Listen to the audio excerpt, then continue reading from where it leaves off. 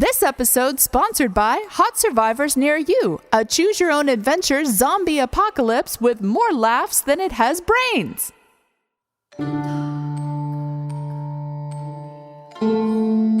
Raven's Veil is a dark fantasy horror anthology podcast that may contain explicit language and thematic elements not suitable for all audiences. Listener discretion is advised.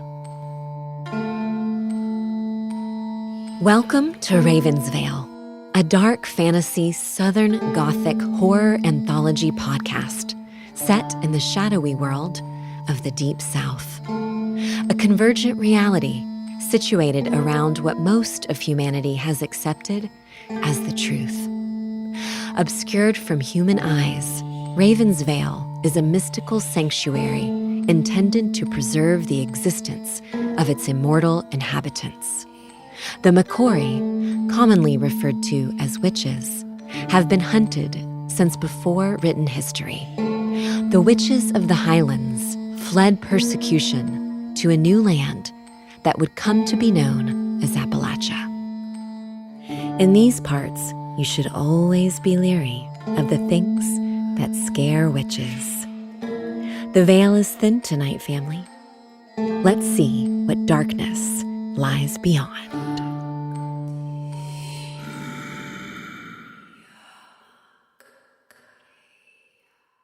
Well, hey there, family. With the seasons changing, I sure am getting a case of the spring fever. Appalachia in the spring. A time when the hills come alive with the blooming dogwoods, echoing bird songs, and of course, a healthy dose of folklore. Spring fever here isn't just an itch for warmer weather. It's about the mountains coming alive, and not all of it's April showers and May flowers. According to the Appalachian lore, on the first warm night of spring, the spirits of the forest gather in hidden groves, their laughter carrying through the hollows. Folks say, if you hear their songs, you'll be overcome with the urge to dance barefoot until the sunrise. No matter where you are or what you're doing, dancing a little jig don't sound all that bad. It's those other spirits you gotta be fearful of. Yeah, them kids just love to play in the woods. But you know, there are a lot of strange creatures living in, well, now I guess I can save that story for another time. I guess I'll get done telling the story. Now, when I left off, Aunt Ruby Bea had just gotten raised to High Priestess. Palmer is barely hanging on, and Miss Sibyl, she got to talk to her dead mama. Now I'm going to warn y'all, there's just no getting around it. Not every story ends with a fairy tale ending. Nope, that's not how this story goes. So find you a seat real quick before it gets too late. Settle down now, family, and listen up. Raven's Veil may never be the same again.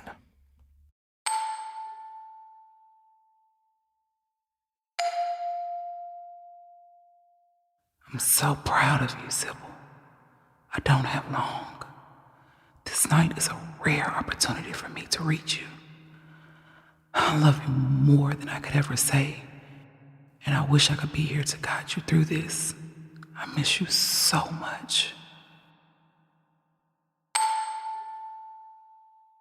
Sibyl slept deeply, cocooned in the warmth of memories, the fleeting joy of seeing her mother again.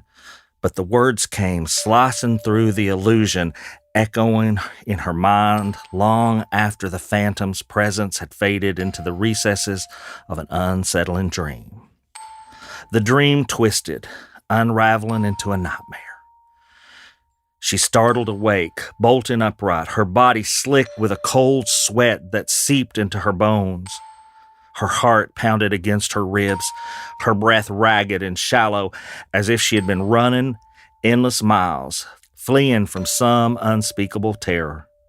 The nightmare clung to her like a lingering scent of smoke after a fire, its edge too sharp to dismiss as mere illusion, its weight too overpowering to be fantasy. And the voice, so familiar, so achingly real, cut through her like shattered glass, her mother's voice. It should have been soothing, a balm for the fear gnawing at her ribs. Instead, it carried a terrible, unescapable weight, the words dripping with something dark, something final. He'll have no peace because of you, Sibyl. You failed him, and now he's mine. You lay there, wasting time, drinking in the power of our magic and giving nothing back. How dare you?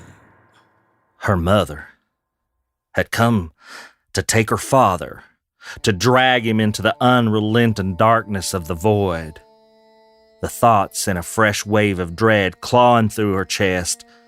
Her father lay motionless, trapped in an unnatural, unyielding magical stupor. Something beyond exhaustion, beyond mere sleep. Some unrelenting and unknowing ancient magic pulsed quietly through his body, a force they could neither understand nor break. And now the woman who had brought her into the world, who had cradled her in love and warmth, existed only as a phantom in her dreams, a lingering presence caught between realms, neither wholly in this world nor entirely beyond it. In the hazy realm where reality blurred with dreams, she had spoken, not in mere words, but in a trembling, grief-choked whisper raw with the weight of sorrow. Each syllable jagged and unrelenting, carved itself into the silence, etched its terrible accusations into the very fabric of that moment. No matter how the world shifted, no matter how time tried to wash it away, those words would remain unforgettable and unyielding. Sibyl knew deep in her bones that her mother had not truly been there. She had not said those hateful things. It was nothing more than another cruel fabrication of the nightmares that had haunted her relentlessly, twisting cherished memories into something dark and hollow. Yet, despite knowing the truth, the echoes of the words clung to her, wrapping around her thoughts like creeping vines, refusing to let go. Sibyl knew. She knew her mama had not really been there, or at least she thought she did. It was just another cruel twist of the nightmares. Sleep had abandoned her for 4 nights now, as she kept vigil by her father's bedside, watching, waiting, hoping for some sign of change. But each time exhaustion pulled her towards rest, the darkness claimed her with vicious nightmares. They came in waves, shadows folding over her mind, cold hands dragging her down, visions too real to be mere dreams. The moment she closed her eyes, terror seized her, wrenching her back into the waking world.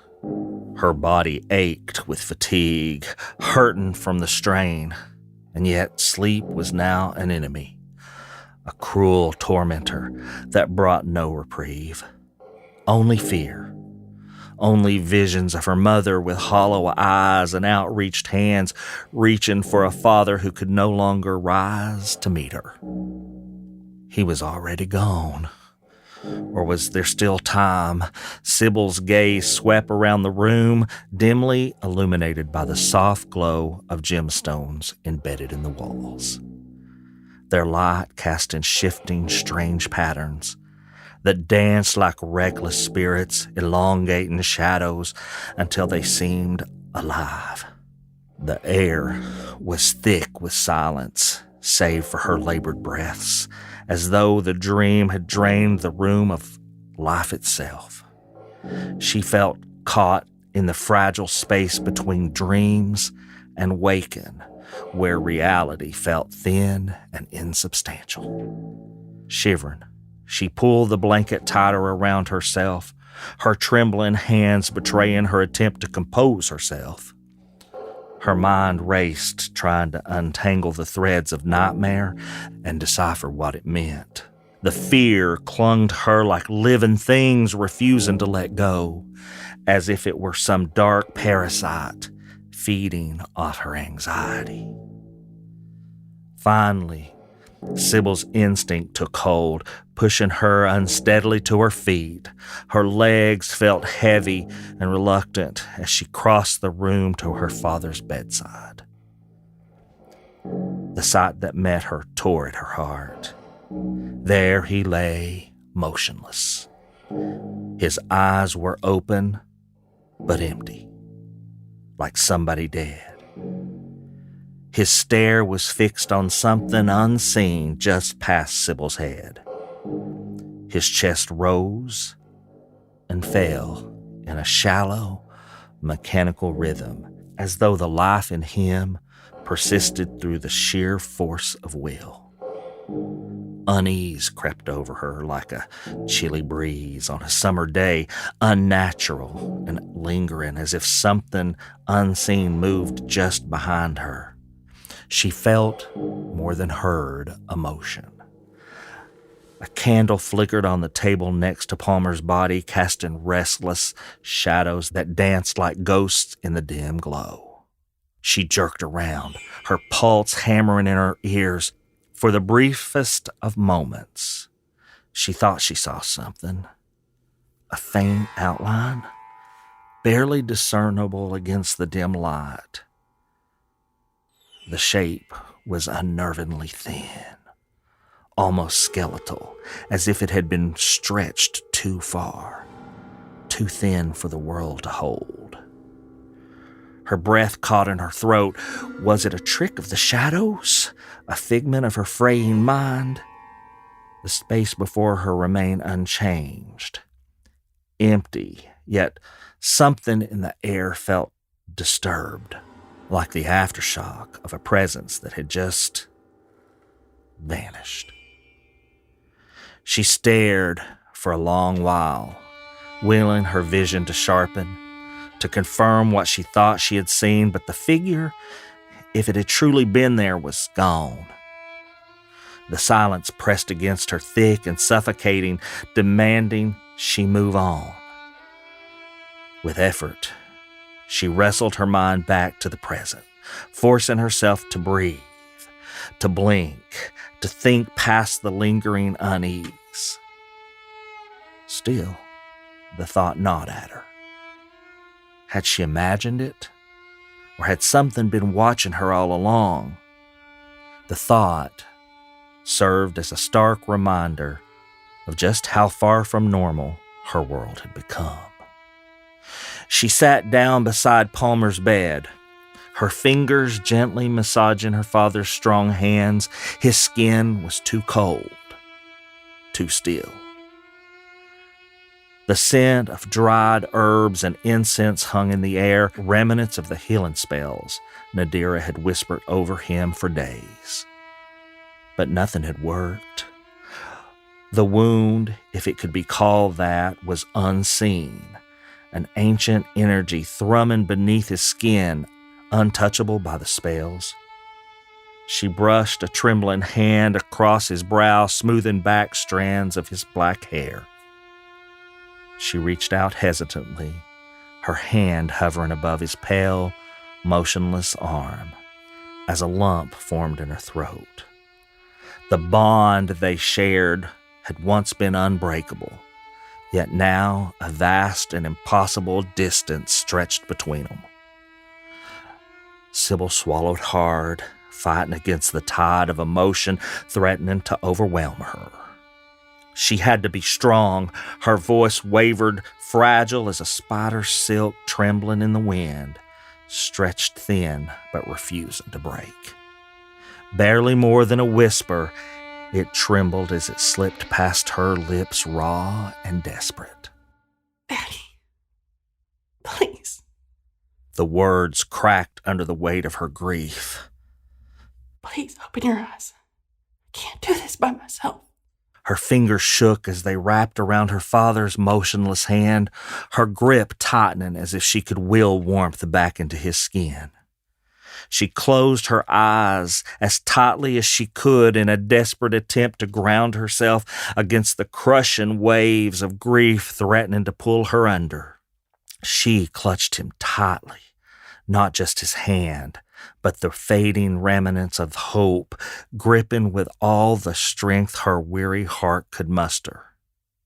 You promised you'd help me. She choked out, the plea drifting in the still air like an unfinished spell, powerless against the silence that stretched between them. Her breath hitched. She bit her lip, willing back the tears that blurred the edge of his still form. You promised you'd never leave me alone. But promises meant nothing to the void swallowing him whole. Palmer did not move. His eyes, cold and dead, did not blink. She lay her head on her father's chest and lay there just trying to comfort herself with the closeness.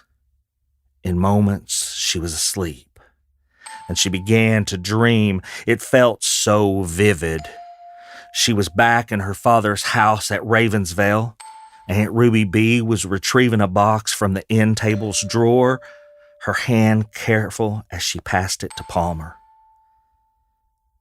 Sibyl watched him lift the top of the box, his gaze fixed on the content within. Tears welled in his eyes, and she felt a flicker of confusion. What was happening? Then, silently, Palmer handed the box to her. Sibyl's breath caught as she looked down. Inside was a wand. Her mother's wand. The wand was elegance itself, a slender length of dark mahogany, rich with deep red undertones that gleamed under the light like embers beneath polished wood. Its surface was smooth, uninterrupted by excessive ornamentation, allowing its quiet grace to speak for itself. The tapering end came to a fine point, refined yet effortless, as though it had been shaped by centuries of purpose rather than the hands of a wand maker. The handle, carved with an almost imperceptible curvature, fit perfectly in her hand, as though it had always belonged there, waiting to be held, waiting to be wielded. There was power in its simplicity and a beauty in its restraint. Choking back tears, Palmer said quietly, "It's your mama's wand, Sibyl. She would have wanted you to have it." Then something shifted. Sibyl's eyes snapped open, and she was aware Umbra was stirring at her side, a low, guttural sound rumbling, a warning from deep within the cat's throat. The room was unusually dark. Something felt wrong. The darkness seemed to swallow up the light coming from the gem lights embedded in the ancient stone walls of the temple. Someone or something was here. With a thought, her wand appeared, her fingers curling instinctively around the wand.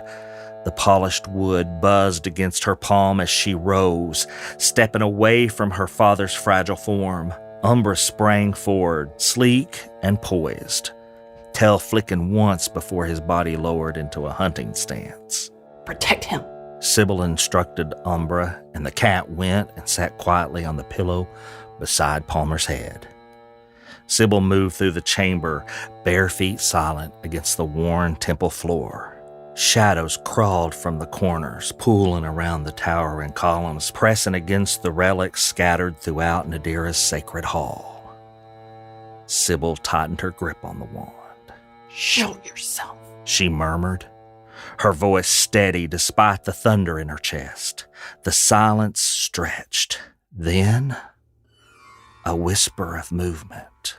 She turned sharply, wand raised. Something had been watching. Something had been lurking at the edge of her perception. But Sibyl was ready. The thing circled her father, its form barely perceptible, just a shimmer, an impression of something humanoid, but grotesquely thin. It had no voice, no breath, only movement, and the ominous certainty that it wanted to hurt him. Every time it stepped towards Palmer, Umbra responded. The pulse of prismatic energy erupted from the space between them, sending the entity skidding backwards like a stick caught in a riptide. Sibyl steadied herself, shifting so that she had a direct line of sight. Her breath hitched as she raised her hand, summoning the only moon magic spell she knew, Captivus Nex. It was instinct, muscle memory. But how did she know it? The incantation slipped from her lips with a surety that terrified her. A streak of silver light escaped from the tip of her wand, cracking through the air, and missed. The entity paused, flickered, adjusted, adapted. Sibyl cursed. Damn it! She didn't have time for hesitation, didn't have time to question where the spell had come from. It didn't matter. What mattered was stopping the thing that threatened her daddy.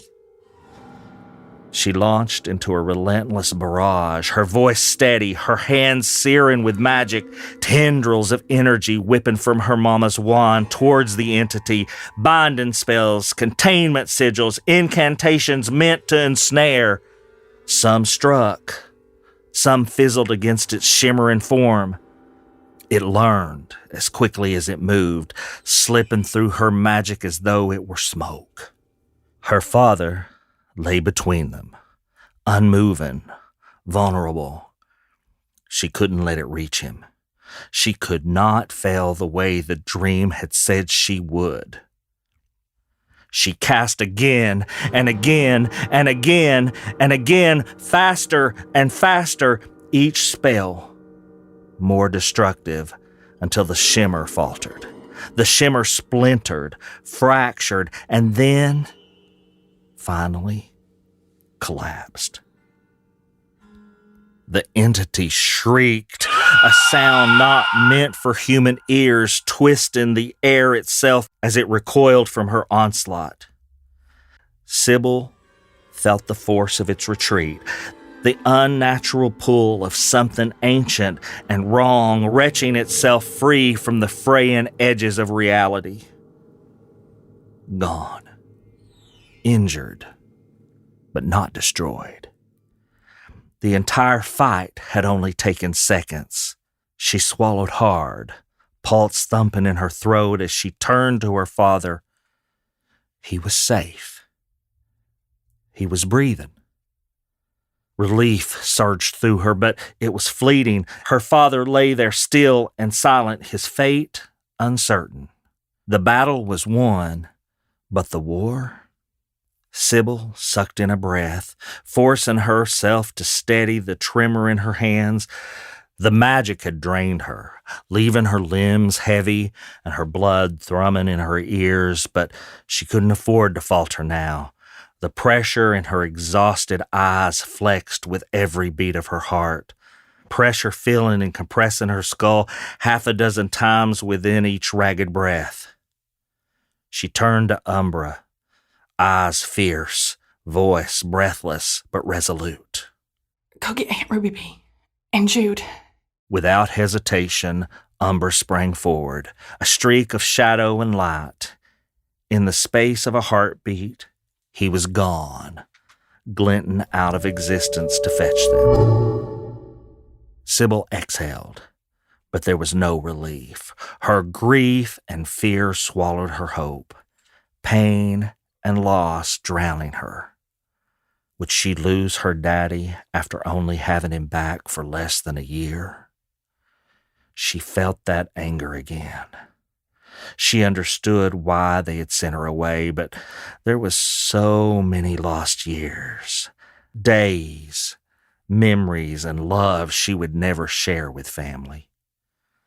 Then, as if summoned by the weight of her need, Nadira appeared, moving without hesitation, kneeling beside Palmer, hands already hovering over his still form. Assassin.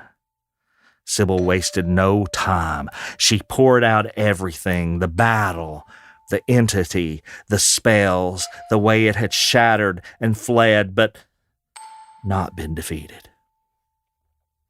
Nadira listened, absorbing each word, and when Sibyl finished, she only nodded.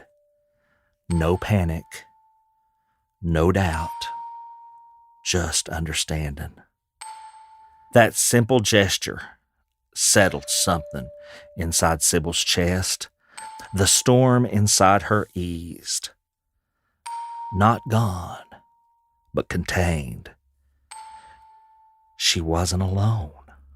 Her daddy, the High Priest of Ravensvale, had told her she wouldn't be alone, and in the presence of Nadira, Sibyl felt it. And for the first time in a long time, she felt safe, knowing that she could protect herself. Well, hey there, family. I'm Jeryd Bolden-Greer, the creator of Ravensvale, and we've created something truly special just for you. Welcome to The Circle, our free membership hub designed to bring us all even closer. It's your gateway to exclusive content, behind-the-scenes insight, and a thriving community of passionate, like-minded individuals. Joining is simple. Just head over to ravensvale.com, click on membership, and step into the circle.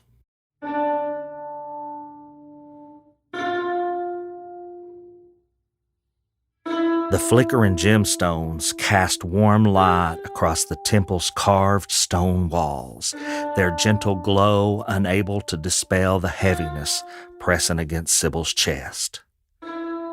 She stood surrounded by Aunt Ruby Bea, Jude, Petra, Astrid, and Gunther, each of them quiet, expectant as the story of the day's battle faded into the quiet sanctuary of the Mekori temple. She hadn't told them everything. She hadn't told anyone everything. Petra knew, but he was her best friend and kept her secret as good friends do. Sibyl had not told them about her mother. Not about the visit during Aunt Ruby Bea's ascension ceremony. The weight of that silence had seemed necessary at first. A thing too sacred, too raw. But now, standing here, hearing the certainty in their voice as they pieced together fragments of what had happened, she felt the sharp sting of omission settling into something like regret. So she spoke in a low, hesitant voice at first. I don't know why I didn't tell anyone about this. I don't know. Petra knows. He was there. Maybe I was afraid you wouldn't believe me. Maybe I just wanted to keep it to myself for a little while. Everyone was so busy and overwhelmed. She paused, her eyes darting over the gathered faces. Their expressions were open and patient. It was during the ascension ceremony. Everything was as I expected it should be. Petra and I were standing out of the way, not knowing what to do or think. The energy of the ancestors, the ritual, the chanting. I was watching, trying to take it all in, but then... She swallowed hard, fingers curling into her palms. Then I saw her. Aunt Ruby Bea said lovingly but firmly. Saw who, Sibyl? Sibyl hesitated for a moment and then said, My mother. Petra chimed in softly. Yeah, she was there. Jude took a sharp breath. Aunt Ruby Bea's eyes darkened with memory. Gunther shifted, arms crossed, listening carefully. Sibyl began. She spoke to me. Said that she was proud of me. Said that she didn't have long, that this night was a rare opportunity for her to reach me. And then she gave me 2 gifts. Leaning in, Astrid asked. What kind of gifts? Sibyl paused for a moment. First, she gave me witch tongue. And then She cleared her throat, the second gift harder to talk about. she gave me all of her memories. Sibyl said with a sad, distant look on her face. Silence. The weight of those words settling over all of them. Realization dawning. In a quiet but questioning voice, Astrid said, I wonder. So, you have all of Mary's knowledge, her understanding, her experiences? Jude nodded slowly. Gunther exhaled, considering. Aunt Ruby Bea, steady and wise, folded her hands together. She stood quietly, contemplating, taking it all in. And now you carry her with you in ways none of us can even imagine. Aunt Ruby Bea said, eyes misty. Silence followed once more as each settled with their thoughts. Astrid's gaze was sharp, her mind already leaping towards conclusions Sibyl had barely let herself consider. That's why. She said, voice threading through the temple's quietness. Her memories? And her wand? That has to be what's giving you the ability to cast these advanced spells. You're not just learning them, Sibyl. You already know them. Jude and Gunther exchanged a glance, then nodded. Aunt Ruby Bea exhaled slowly and measured, as if settling into the truth of it. And Sibyl, for the first time since that moment in the ritual chamber, let herself believe it too. She really had seen her mama. She hadn't lost her. Not completely. And maybe, just maybe, that would be enough.